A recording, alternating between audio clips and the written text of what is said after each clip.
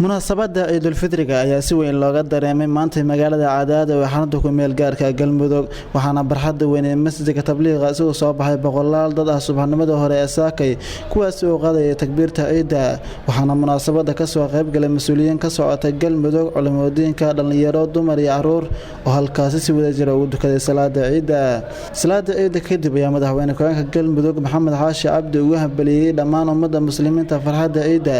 isagoo kula dardaarmay shacabka Galmudug in la ilaaliyo nabadda iyo wada noolaanshaha Ramadan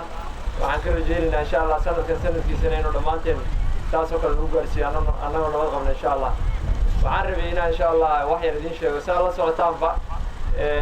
nabadda waa shayga ugu muhiimsan ee maaragtay adduunka ama qofka naftiisa ama noloshiisa ugu muhiimsan nabaddu waa shay muhiim ah waxaa muhiim ah in nabadda maaragtay laga wada shaqeeyo saa la socotaan deegaanadan aan joogno ee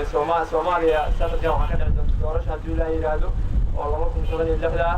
magaaladan Cadaado oo ku noolnahay sidii sanadkii hore oo kale mar dhow waxay noqon doontaa magaalo biisi ah oo dad badan oo Soomaaliyeed ay imaanayaan ilaa iyo maaragtay 36 limaan dhanka kale gudaha magaalada ayaa farxadda iyo socodka dadweynaha iyo gaadiidka si weyn looga dareemayay waxaana xilli aan la dhex qaadan mikrofoonka TV-ga dawladda Jubbaland dadweynaha ay isugu hambalyeeyeen farxadda ciida bismillah aniga waa Cabdikariin Cismaan xalna halkan waxaan ku nool magaalada Cadaad waxaan ku ciidanaa ciid wanaagsan xagga waxaan ka salaamayaa walaashay Marruux Cismaan xalna oo ku nool magaalada Suudaan walaalahay dhammaan inta maqlay muuqaalkayga bismillah assalaamu calaykum warahmatullahi ta'ala wabarakaatuh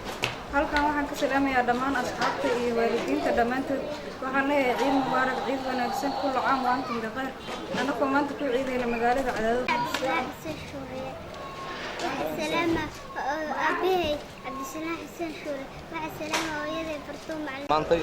siday tahay u yidnay waa bashbash iyo barwaaqo dhammaan waxay ku soo dhamaatay barwaaqo iyo bashbash aad iyo aad dadweynaha Soomaaliyeed dhammaan anigoo ah Xuseen Ibrahim Maxamuud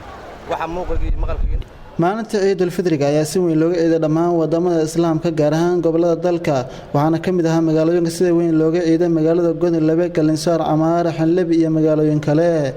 Axmed Nur Maxamed Xasan Axmed Suudaani Jubbaland TV magaalada Cadaado